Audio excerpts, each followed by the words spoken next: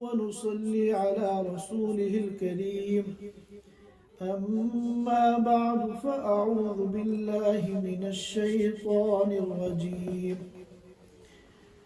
وجزاهم بما صبروا جنة وحريرا متكئين فيها على الأرائك لا يرون فيها شمسا ولا زمهريرا ودانية عليهم ظلالها وذللت قطوفها تذليلا ويطاف عليهم بآنية من فضة وأكواب كانت قوارير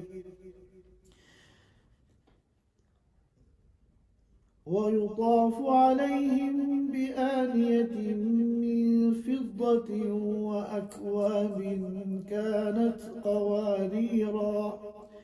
قوارير من فضة قدروها تقديرا ويسقون فيها كأسا كان مزاجها زنجبيلا عينا فيها تسمى سلسبيلا ويطوف عليهم ولدان مخلدون إذا رأيتهم حسبتهم لؤلؤا منثورا وإذا رأيت ثم رأيت نعيما وملكا كبيرا عاليهم ثياب سندس خضر واستبرق وحلوا أساور من فضة وسقاهم ربهم شرابا طهورا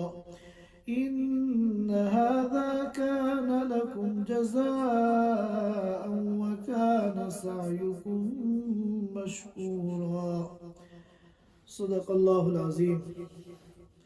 حضرات سامعین کرام، سورۃ الانسان جس کا دوسرا نام سورۃ الدہر ہے، اس کی تفسیر چل رہی ہے اور ابتدائی تقریباً 13 آیتوں کی تفسیر گزر چکی ہے. آیت نمبر 14 سے انشاءاللہ آج ہم اپنی گفتگو شروع کریں گے. اس سورت مبارکہ کے شروع میں اللہ تعالیٰ نے انسان کی تخلیق کو بیان فرمایا تھا کہ انسان کی حقیقت تو یہ ہے کہ ایک حقیر پانی کے قطرے سے، ایک حقیر ملے جلے پانی کے قطرے سے ہم نے انسان کو پیدا کیا، اور اس کے بعد فرمایا تھا اِنَّا هَدَيْنَاهُ السَّبِيلَ. پھر ہم نے اس دنیا میں حضرت انسان کو اتارنے کے بعد ہم نے اس کو خیر اور شر کے راستے دکھا دیے، ہدایت اور گمراہی کے راستے دکھا دیے، نور اور ظلمت کے راستے دکھا دیے، اور ہر چیز کو بالکل کلیئر اور واضح کر دیا کہ یہ کامیابی کا راستہ ہے اور یہ ناکامی کا راستہ ہے. چنانچہ انسان پھر 2 قسموں میں تقسیم ہو گئے، اما شاکرا و اما کفورا. انسان کا ایک گروپ تو وہ بن گیا جو اللہ کا شکر گزار بنا، اس نے اللہ کی اطاعت کی اور ہدایت کا راستہ اختیار کیا.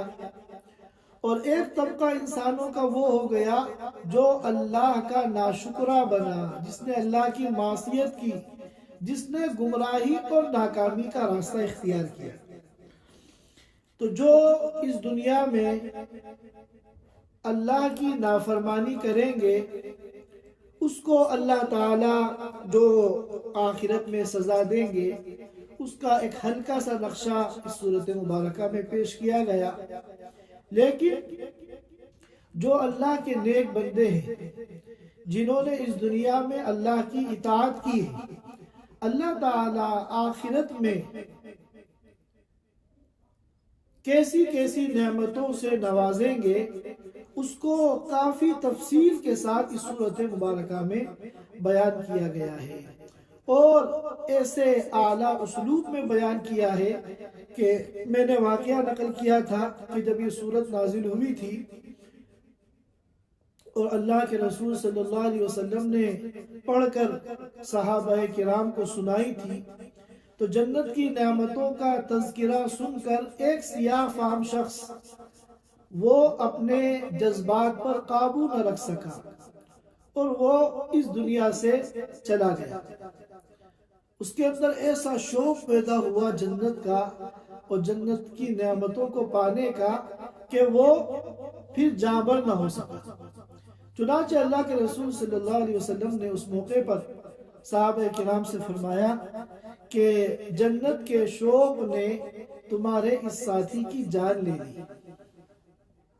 بہرکیف ان جنت کی نعمتوں کا تذکرہ پہلے سے چل رہا ہے کہ ان لوگوں نے دنیا میں صبر کی زندگی اختیار کی اور اللہ کی اطاعت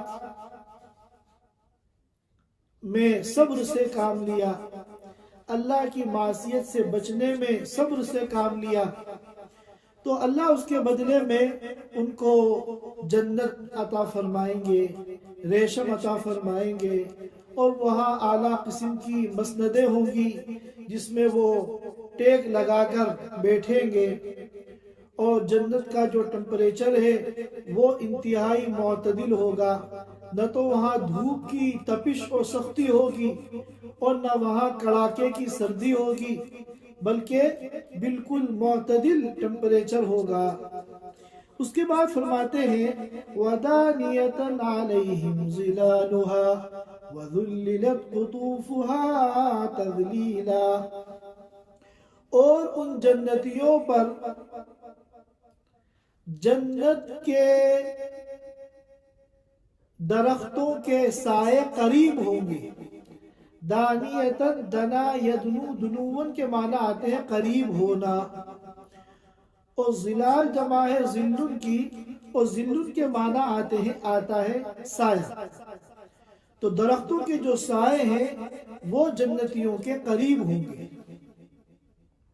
سایہ جتنا قریب ہوتا ہے اتنا ہی وہ آرام دہ ہوتا ہے۔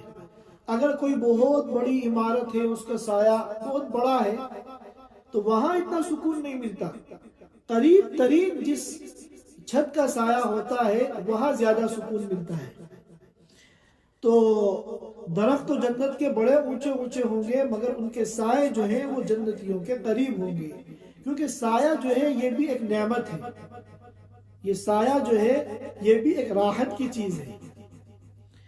وَذُلِّلَتْ قُطُوفُهَا تَذْلِيلًا، اور جنت کے پھلوں کو پورے طور پر جنتیوں کے تابع کر دیا جائے گا اور جنتیوں کے لیے آسان کر دیا جائے گا۔ چنانچہ مفسرین کرام نے لکھا ہے کہ اگر کوئی جنتی کھڑا ہے تو پھلوں کے جو خوشے ہیں درختوں کے وہ بالکل اس کے اتنے قریب آ جائیں گے کہ وہ آسانی سے پھل توڑ کر کھا سکتا ہے، اور جنتی اگر بیٹھا ہے تو اس کے قریب آ جائیں گے، یہاں تک کہ جنتی اگر لیٹا ہوا ہے اور وہ پھل کھانا چاہتا ہے تو پھل توڑنے کے لیے اس کو اٹھنے کی زحمت نہیں کرنی پڑے گی، بلکہ پھلوں کے خوشے لٹک کے خود اس کے پاس آ جائیں گے۔ اب سوال یہ پیدا ہوتا ہے کہ درختوں سے توڑنے کی کیا ضرورت ہے؟ درختوں کے پھل اگر برتنوں میں رکھ کر جنتیوں کے قریب میں رکھ دیے جائیں تو پھر یہ مسئلہ ہی نہ ہو کہ پھل دور ہیں یا قریب ہیں، آسانی سے ہر ایک اپنے پاس سے پھل اٹھا کے کھا سکتا ہے۔ تو اس کا جواب یہ دیا مفسرین کرام نے کہ درخت سے پھل توڑ کر کھانے کا مزہ الگ ہے۔ ایک اعلیٰ قسم کا میٹھا پھل آپ بازار سے خرید کے لا رہے ہیں اور اس کو بیٹھ کے کھا رہے ہیں، اس کا ایک مزہ ہے، لیکن اگر بیائی وہی پھل آپ کے گھر کے باغیچے میں ہے اور آپ اپنے اس باغیچے کے درخت سے توڑ کے کھا رہے ہیں تو اس کا مزہ ڈبل ہے۔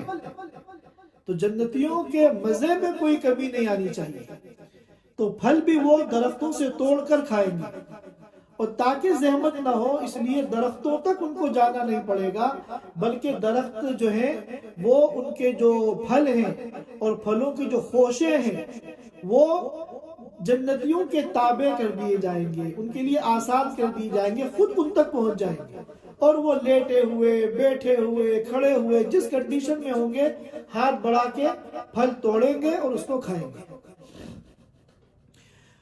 وَيُطَافُ عَلَيْهِمْ بِآنِيَةٍ مِّن فِضَّةٍ وَأَكْوَابٍ كَانَتْ قَوَارِيرَا، اور چکر لگائے جائیں گے جنتیوں کے پاس۔ طاف یطوف کے معنی چکر لگانا، اسی لیے بیت اللہ کا جو چکر لگاتے ہیں عمرے اور حج کے دوران تو اس کو طواف کہتے ہیں۔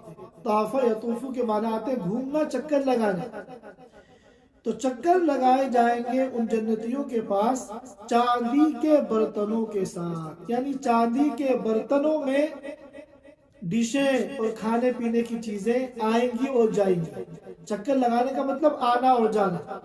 جیسے ہم کہتے ہیں کہ پہلے کھانے کا دور چلا تو کھانے کے برتن آئے اور کھا لیا اور پھر وہ چلے گئے، اس کے بعد پھر پھل کا دور چلا، پھلوں میں برتن آئے اور پھر پھل کھا لیے گئے، پھر وہ برتن چلے گئے، اس کے بعد مثلا چائے کا دور چلا، تو اسی طرح وہاں یہ دور چلیں گے، اور جن برتنوں میں یہ چیزیں آئیں گی وہ چاندی کے برتن ہوں گے۔ آنیت جمع ہے اناؤن کی، اور اناؤن کے معنی آتے ہیں برتن، اور فضہ کے معنی چاندی۔ وَأَكْوَابٍ كَانَتْ قَوَارِيرَا، اور چکر لگائیں گے ان کے پاس ایسے برتن جو چاندی کے ہوں گے، اور ایسے پیالے جو شیشے کے ہوں گے، ایسے پیالے جو شیشے کے ہوں گے۔ قواریر جمع ہے قارورہ کی، قارورہ کہتے ہیں شیشی کو، قواریر اس کی جمع ہے۔ تو ایسے پیالے ہوں گے جو شیشے کے ہوں گے، اور یہ کیسے ہوں گے؟ قواریر من فضۃ،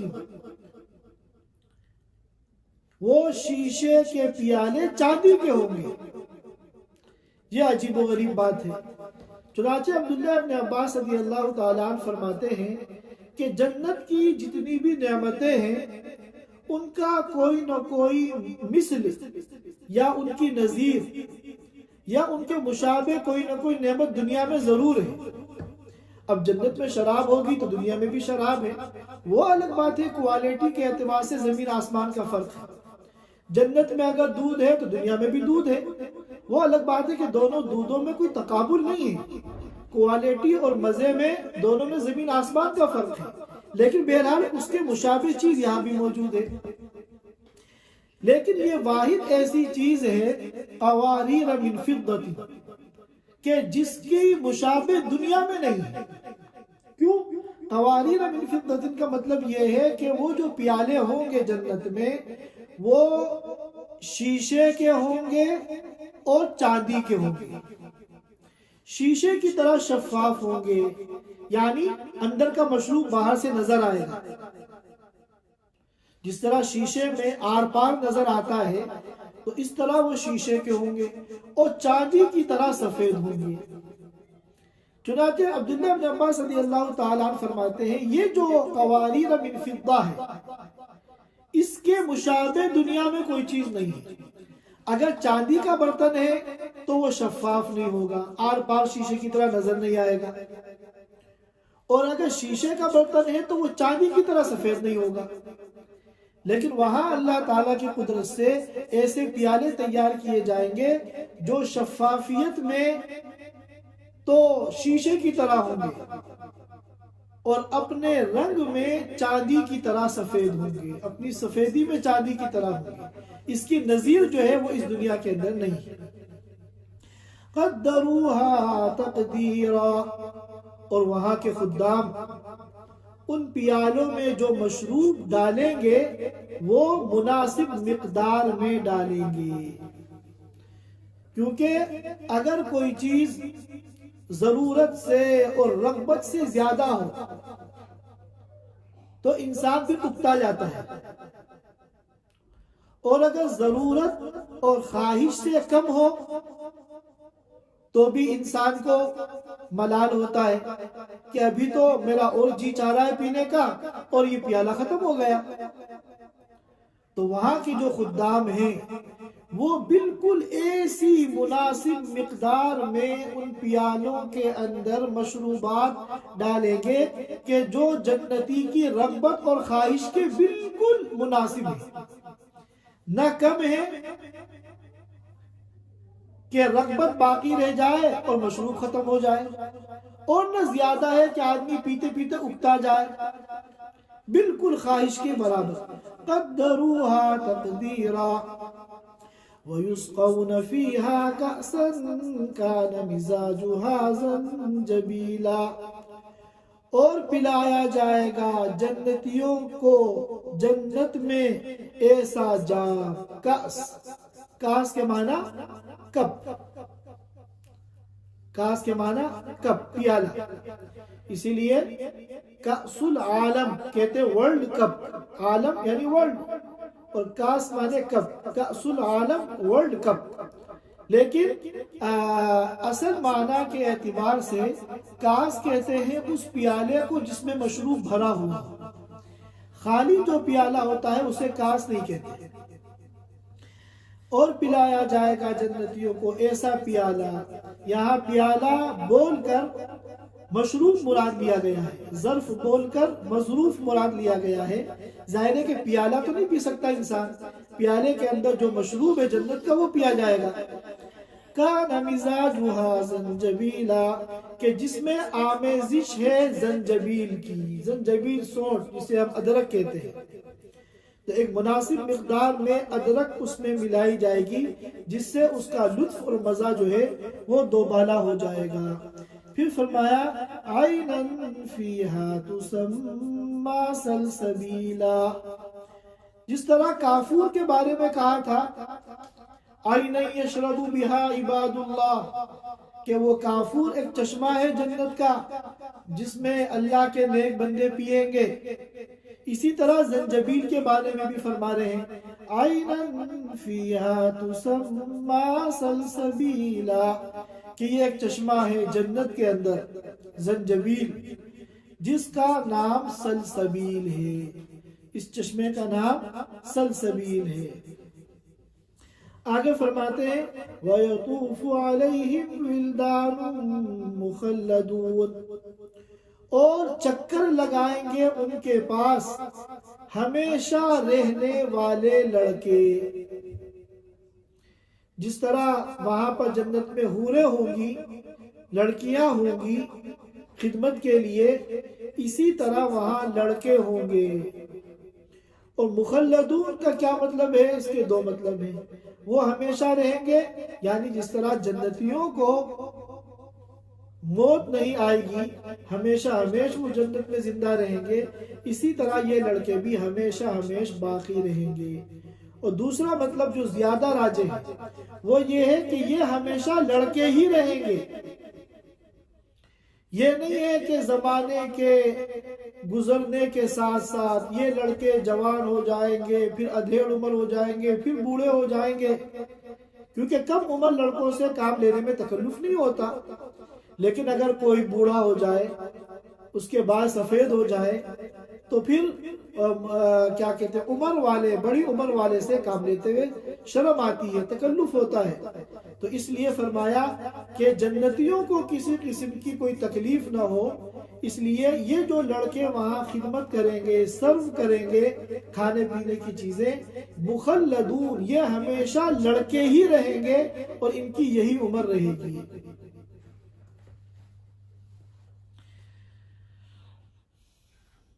اذا رأيتهم حسبتهم لؤلؤا منثورا، جب آپ ان لڑکوں کو دیکھیں گے تو آپ ان کو بکھرے ہوئے موتی سمجھیں گے.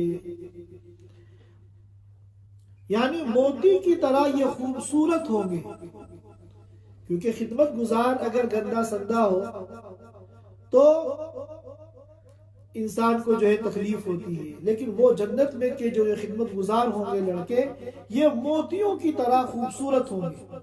اور موتی بھی بکھرے ہوئے. موتی اگر لڑی کے اندر پروئے ہوئے ہوتے ہیں وہ اتنے خوبصورت نہیں لگتے جتنے بکھرے ہوئے موتی خوبصورت لگتے ہیں. تو اتنی بڑی تعداد میں یہ لڑکے ہوں گے، کوئی جا رہا ہے کوئی آ رہا ہے تو سرو کریں گے کھانے پینے کی چیزیں، کہ اگر ان کے مجموعے پہ نگاہ ڈالیں تو خوبصورتی کے اعتبار سے اور ہر ایک جا رہا ہے ایک آ رہا ہے بڑی تعداد میں اس طرح نظر آئیں گے جیسے بکھرے ہوئے موتی ہوں. وَإِذَا رَأَيْتَ ثَمَّ رَأَيْتَ نَعِيمًا وَمُلْكًا كَبِيرًا. اور جب آپ وہاں دیکھیں گے، جنت میں جب آپ نگاہ ڈالیں گے، وَإِذَا رَأَيْتَ ثَمَّ رَأَيْتَ نَعِيمًا وَمُلْكًا كَبِيرًا. تو رَأَيْتَ نَعِيمًا تو آپ کو نعمتوں کا ایک جہان نظر آئے گا، وہاں نعمتوں کی ایک دنیا نظر آئے گی. وَمُلْكًا كَبِيرًا اور بڑی سلطنت آپ کو وہاں نظر آئے گی. ظاہر ہے کہ دنیا میں کتنا بڑا سے بڑا آپ محل بنا لیں وہ محدود زمین میں ہوتا ہے. کتنا بڑا بھی آپ محل بنا لیں آپ اپنے اس محل کے بادشاہ نہیں، اور وہ محل آپ کی سلطنت نہیں. لیکن وہاں جنت ہر جنتی کو اتنی بڑی دی جائے گی کہ وہ گویا کہ پوری ایک سلطنت ہوگی اور وہ اپنی اس سلطنت کا حاکم اور بادشاہ ہوگا. چنانچہ حضرت عمر رضی اللہ تعالیٰ عنہ کا قول امام طبری نے اپنی تفسیر میں نقل کیا ہے کہ جنتیوں میں جو سب سے ادنا جنتی ہوگا، جس کی جنت سب سے زیادہ چھوٹی ہوگی، اس کی جنت کا یہ حال ہوگا کہ اگر جب وہ نگاہ ڈالے گا اپنی جنت پر تو وہ اتنی بڑی ہوگی کہ ایک کونے سے دوسرے کونے تک اگر وہ جانا چاہے، اگر کوئی جانا چاہے تو 1000 سال میں وہاں تک پہنچے. اور ایک روایت تو اللہ کے رسول صلی اللہ علیہ وسلم کی غالباً مسلم شریف کے اندر ہے کہ ادنا جنتی کو، سب سے کم درجے کا جو جنتی ہے جس کی جنت سب سے زیادہ چھوٹی ہے، وہ جنت اس دنیا کے 10 گنا برابر ہوگی. اب سوال یہ پیدا ہوتا ہے کہ جب اتنی بڑی جنت ہوگی کہ ایک کونے سے دوسرے کونے تک جانے میں 1000 سال کی مسافت ہو، یا اتنی بڑی جنت ہوگی جو 10 دنیا کے برابر ہو، اور یہ تو وہ جنت ہے جو سب سے چھوٹی ہے، اور جو اللہ کے مقرب بندے ہیں، ابرار ہیں اور اتقیاء ہیں، انبیاء ہیں، ان کی جنتوں کا کیا حال ہوگا؟ تو اتنے بڑے گھر کا کیا فائدہ کہ آدمی اس کو دیکھ ہی نہ پائے؟ تو جواب یہ ہے کہ یہ جو پرابلم ہے یہ دنیا کی ہے، آخرت کی نہیں. وہاں تو اللہ تعالیٰ ایسا نظام بنائیں گے کہ جس طرح اپنے سامنے کی چیز نظر آ رہی ہے، اسی طرح 1000 سال کی مسافت پہ جو اس کے محل کا کونا ہے وہ بھی اسی طرح نظر آئے گا. قریب اور بعید سب برابر نظر آئیں گے. قریب اور بعید سب برابر نظر آئیں گے. ایسا نہیں ہے کہ جو ہزاروں میل دور کوئی جگہ ہے وہ نظر ہی نہ آئے، یا دور کی کوئی چیز نظر آئے تو وہ اتنی چھوٹی نظر آئے کہ سمجھ میں نہ آئے کیا ہے. ہر چیز بالکل برابر نظر آئے گی، چاہے وہ بالکل قریب ہو اور چاہے وہ بہت دور.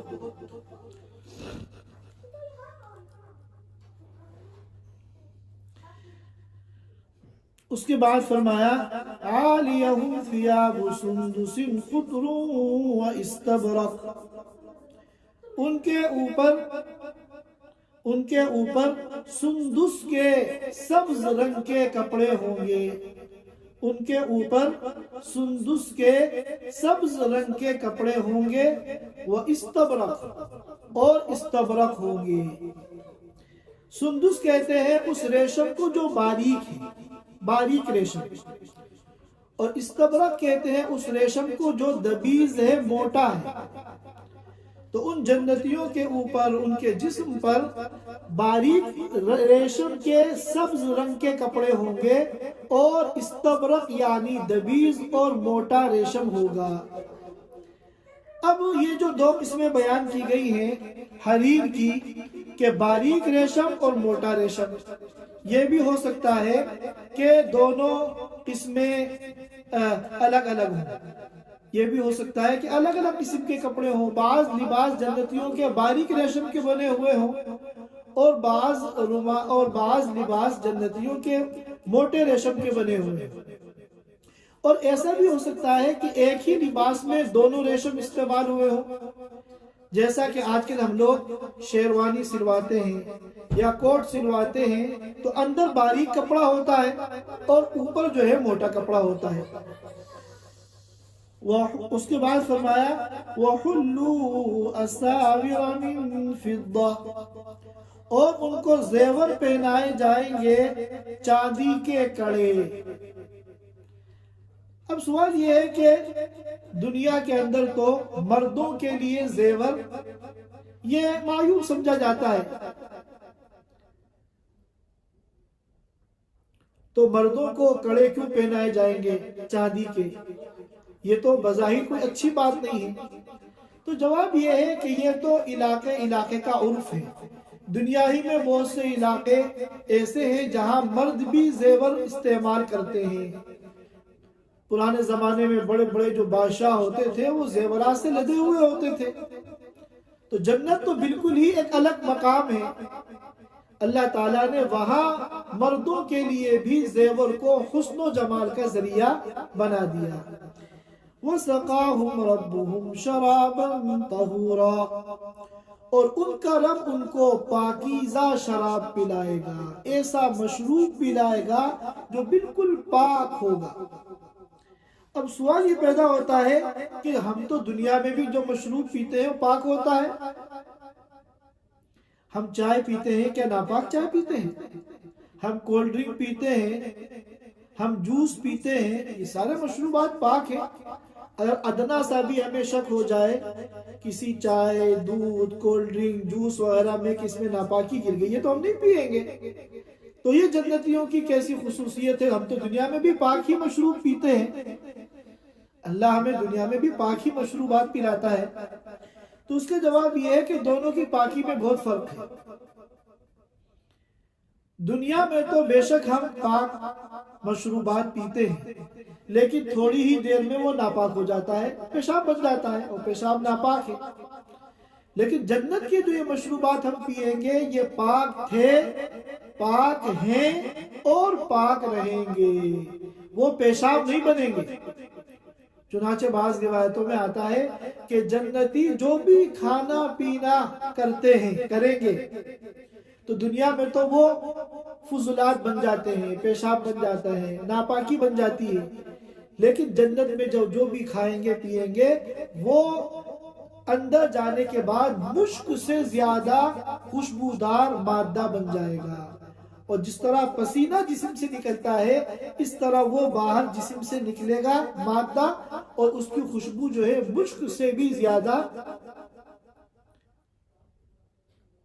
عالی شان ہوگی، اور اس طرح جو کچھ کھایا ہے وہ سب ہضم ہو جائے گا، پھر نئے کھانے کی خواہش اور بھوک پیدا ہو جائے گی۔ اس کے بعد فرمایا إِنَّ هَذَا كَانَ لَكُمْ جَزَاءً وَكَانَ سَعْيُكُمْ مَشْكُورًا، بے شک یہ تمہارا بدلہ ہے۔ یہ ساری نعمتیں دینے کے بعد اور راحت و آرام کے سارے انتظامات کرنے کے بعد اللہ تعالیٰ اعلان فرمائیں گے اور جنتیوں کو بتائیں گے إِنَّ هَذَا كَانَ لَكُمْ جَزَاءً، کہ یہ سب تمہارا بدلہ ہے، تم نے دنیا میں جو اپنی خواہشات کو قربان کیا اور میرے دین پر عمل کیا یہ اس کا انعام اور بدلہ ہے۔